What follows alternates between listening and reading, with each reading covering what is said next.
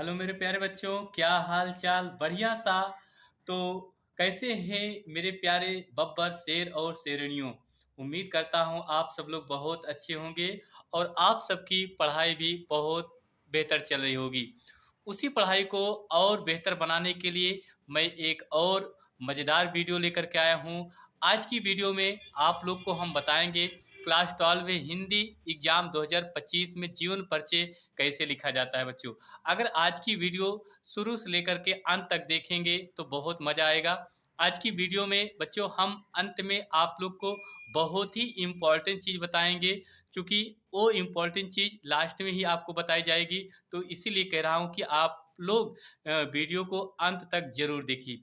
बच्चों आज की क्लास में अगर आप लोग पूरी तरीके से देख लेंगे, बहुत बढ़िया तरीके से हम बताएंगे जीवन परिचय कैसे लिखा जाता है, साहित्यिक परिचय कैसे लिखा जाता है। यहाँ से आप लोग एग्जाम में पूरे पूरे 6 अंक बच्चों 100% आप पक्का कर सकते हैं, क्योंकि बहुत ही इम्पोर्टेंट क्लास होने वाली है। तो चलिए बच्चों देरी न करें और स्टार्ट करते हैं। देखिए क्लास 12 में हिंदी एग्जाम 2025 जीवन परिचय, बहुत सारे छात्र गलती करते हैं, उनका जीवन परिचय कैसे लिखते हैं ये नहीं पता होता है। तो बच्चों सबसे पहले यहाँ नाम लिखेंगे मैथिली शरण गुप्त। तो आज हम मैथिली शरण गुप्त के ऊपर जीवन परिचय लिखने वाले हैं। इनका साहित्यिक परिचय किस तरह से लिखेंगे ये आपको हम बताएंगे। और पहले हेडिंग बच्चों बनाएंगे क्या? जीवन परिचय। पहले हेडिंग हम क्या बनाएंगे? जीवन परिचय। मेन अगर आप लोग हेडिंग बद्ध तरीके से कोई भी सब्जेक्ट लिखते हैं तो एग्जामिनर बहुत बढ़िया से तरीके से आपको नंबर देता है। ठीक है भाई, चलिए देखते हैं। तो देखिए मैथिली शरण गुप्त जी का जन्म, मैथिली शरण गुप्त जी का जन्म झांसी के चिरगांव में, झांसी के चिरगांव में सन 1886 ईस्वी में हुआ था। तो ये देखिए जो इनका सन दिया है 1886, तो आप इसको चाहे अंडरलाइन कर लीजिए या ब्लैक पेन से भी आप इसको लिख सकते हैं। तो इनका जो जन्म हुआ था बच्चों वो झांसी के चिरगांव नामक गांव में सन 1886 ईस्वी में हुआ था। इनके पिता का नाम सेठ राम शरण गुप्त जी था। इनके अगर पिता की बात करें तो इनके पिता का नाम राम शरण गुप्त था।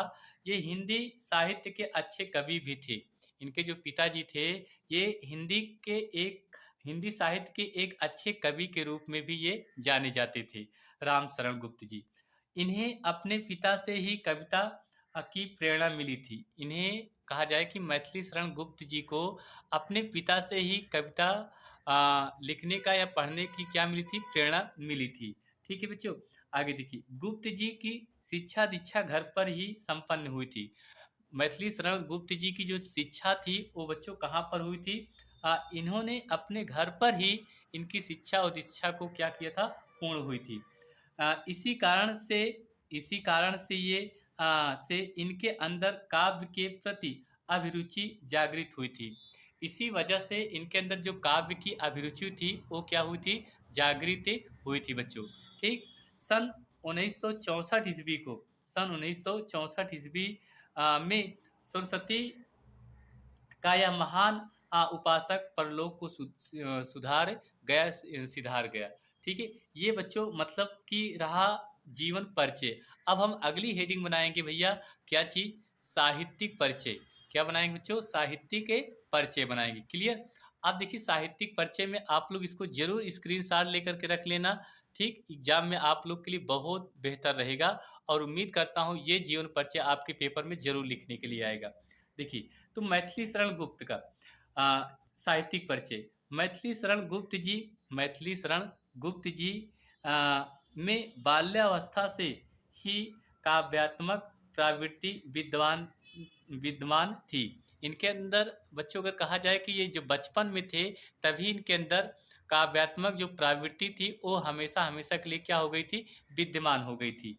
यह एक युग पुरुष के रूप में, यह एक युग पुरुष के रूप में हिंदी में अवतरित हुए। हिंदी में क्या हुए बच्चों? अवतरित हुए। इन्होंने हिंदी को अपनी, अब आगे देखिए, इन्होंने बच्चों हिंदी को अपनी प्रतिभा के स्पर्श से जो संजीवनी शक्ति प्रदान की, जो संजीवनी शक्ति प्रदान की, उसी के फलस्वरूप ये लोकप्रिय कवि बन गए। ये बच्चों क्या बन गए? लोकप्रिय कवि बन गए।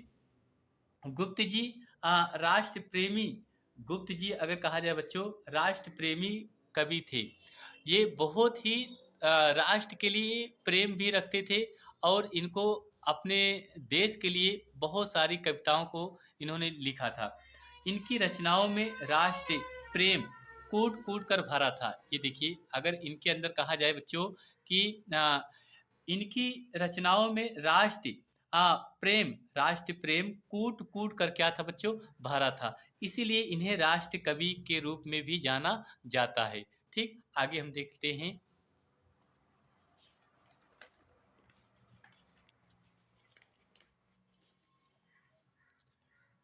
चलिए आगे देखिए।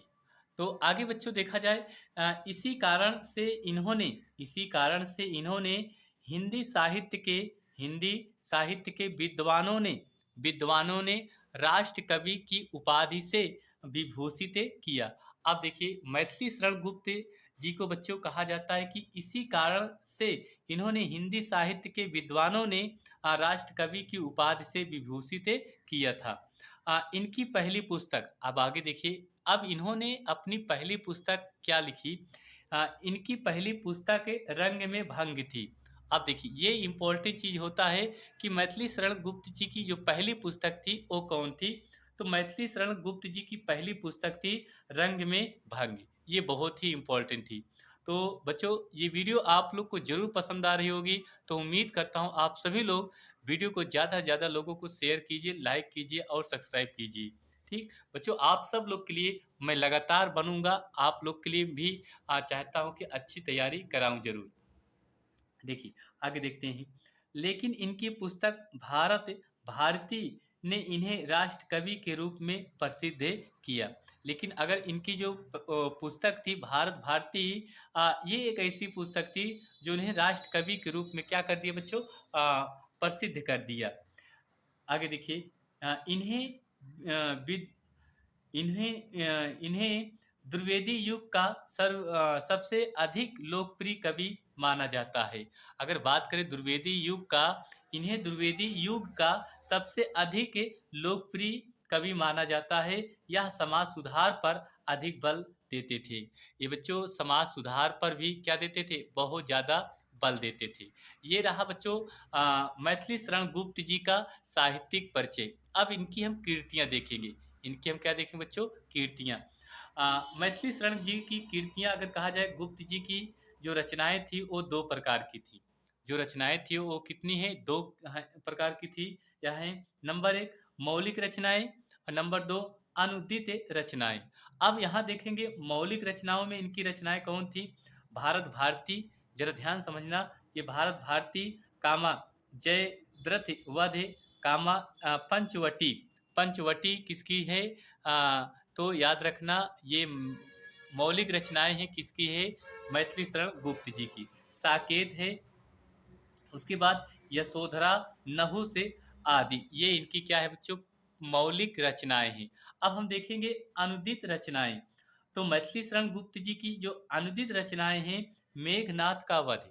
अगर कहा जाए मेघनाथ वध है, ब्रजभाषा, कामा वीरांगना, कामा प्लासी का युद्ध आदि। तो ये बच्चों इनकी जो क्या थी? मौलिक रचनाएं और अनुदित रचनाएं हैं।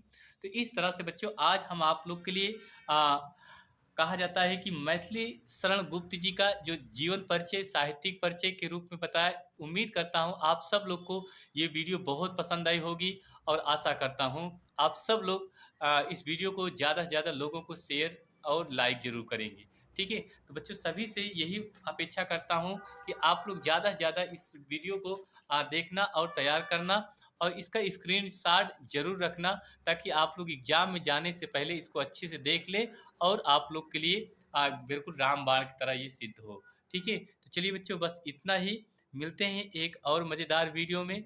आप सब लोग अपनी तैयारी को बेहतर बनाने का प्रयास कीजिए, बेहतर करिए। मैं यही आप लोग के लिए कामना करता हूँ। तो आप सभी छात्रों को बहुत बहुत दिल से थैंक यू देता हूँ। आप सब ने इतना अपना अमूल्य प्यार आशीर्वाद दिया। थैंक यू आप सभी छात्रों को दिल से धन्यवाद।